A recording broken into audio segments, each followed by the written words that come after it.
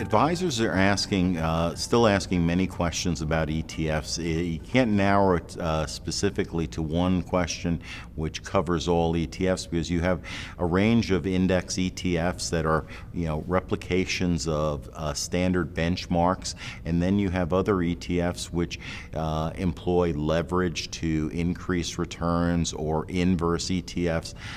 So the questions that arise tend to be more specific to what that objective is.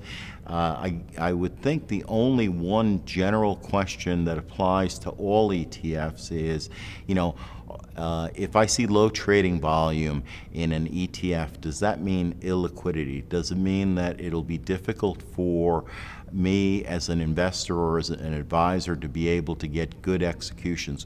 Will I be able to get out of a position when I've decided to do that? If an ETF trades only 5,000 shares a day and I'm looking to purchase 50,000 shares on behalf of my clients, will I be able to do that at a price which is close to NAV?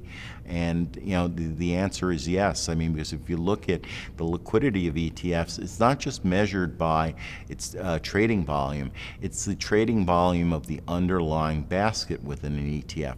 To simplify it, there's a lot of different components that you have to look at, but there's three key things that I believe advisors need to look at. One is, what is the underlying structure of the exchange-traded product itself? So is it an exchange-traded fund? Is it an exchange-traded commodity? Is it a note? And that's going to be very important in the selection of what you're going to use as a product. Secondly, you want to definitely ask the question of, does my index strategically match my investment thesis of what I'm trying to provide for my investment objective? And then third, how does the investment manager manage that fund well to that index? It's really all about, what are you trying to accomplish? What exposure are you trying to get? And then, so if you're looking to say, I want to get technology exposure or utility exposure, you look to see what's the universe that's available. And there might be 5 or 6 ETFs out there. Which one is going to most closely align with what you're trying to get? So if you want technology exposure, do you want large cap technology?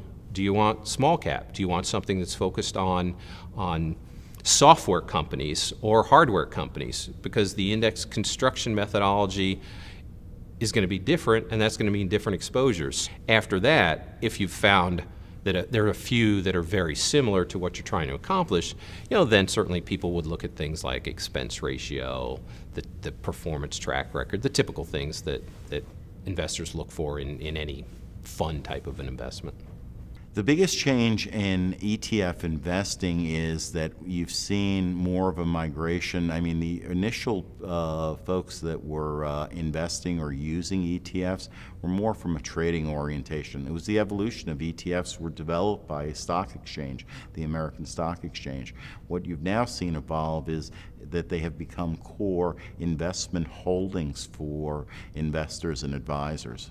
I think we will see the evolution of ETFs in the future be more customized, real-world solutions for the end investor.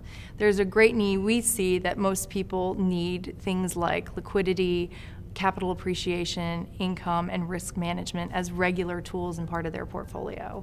And as this market grows, you'll see more customized solutions in those spaces, and you will see innovation be driven by the client needs, where intersecting with the asset manager, what they can deliver, as well as what the advisor needs.